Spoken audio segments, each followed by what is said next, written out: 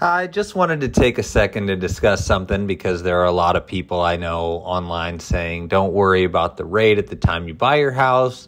You can always refinance if the rates come down, marry the house, date the rate, that sort of thing.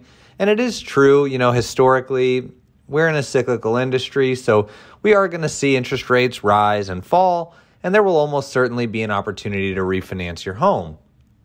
All the experts, including myself, are expecting to see rates come down in the next 12 to 24 months.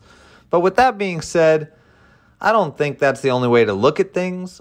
I put together some rough figures here based on a $750,000 purchase price, use the base tax rate of 1.25%, which is the base tax rate in San Diego, $100 a month for insurance, and I threw in $200 for HOA just for the sake of it.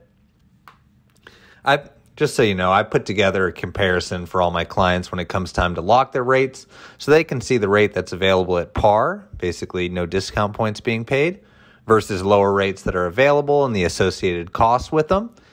I show what the monthly payments are, and that includes everything, principal and interest, taxes, insurance, and even HOA dues that are billed and paid separately so that my clients know what's coming out of pocket. Then I show them what the savings is each month versus that par rate and how many payments they'd need to make in order to recuperate the money they invested in buying down the rate based on that savings if they did choose to buy down the rate. And this helps them make an educated decision based on how long they'll be in the house before they sell or refinance, or at least how long they think they'll be in the house before they sell or refinance. So what people aren't talking about is the fact that refinances aren't free. There's a cost associated with doing them. So even if it's $4,000 or $5,000, people don't work for free. Most often when you see that someone's offering a no-cost refinance, what they're actually doing is providing you with a higher interest rate that allows the bank to give you a credit, often referred to as rebate, to cover those closing costs. If you're refinancing and doing a rate and term refinance to lower your interest rate, this is going to be a hindrance to that. It doesn't make much sense to look at taking a higher rate that's going to cover your closing costs when the whole point of the refi is to lower your rate and payment. Another thing that people aren't talking about is the amortization schedule of a mortgage. They are very interest forward. So if you refinance after a year, it's like $45,000 that's going to be erased and you're going to reset your mortgage back to 30 years. If you wait 2 years, it's over $90,000. So if you refinance in the next year, you're going to be resetting your mortgage back to 30 years and essentially throwing away that $45,000 in payments, of your payment that went toward interest. Unless, of course, you refinance into a shorter term, but that's going to cause your monthly payment to go up, which again is the opposite of the reason that someone does a rate and term refi. You're looking at throwing away that interest plus the cost of doing the refinance. So maybe you're better off looking at spending money up front to buy down your rate, get your payment down, and not having to worry about resetting the clock on your mortgage because of the way mortgages are structured and how interest forward they are.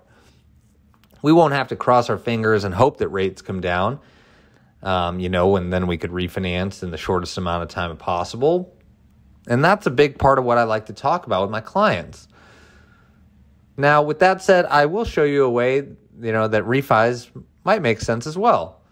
If you're comfortable with the payment at the time you buy, then when rates do come down, you can refinance and make additional principal payments to reduce the time it takes to pay your mortgage and drastically reduce the amount of interest you pay. In this example, I'm using the minimum improvement of 1% in this example. And that's usually when it makes sense to refi if you're lowering it 1% or more. So if the rate comes down 1% and you save about $405 a month on your monthly payment, you take that money and put it back into your payment as additional principal payments, and you can get the loan paid off in just 22 years, obviously plus however long you had your original mortgage. And this could be great. But the reason I strongly disagree with people who are on that train saying, don't worry about it, housing values go up, don't worry about the rate, just buy, is that I understand that there are people out there who are stretching their budget to make a mortgage work, and they really need rates to come down to live the lifestyle they desire.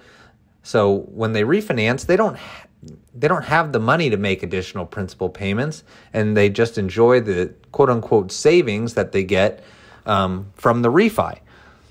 Now, if you've got any questions or if there's anybody you think that could benefit from this, feel free to share it or reach out. I'm happy to have a conversation. I really appreciate it, and we'll talk soon. Have a great day.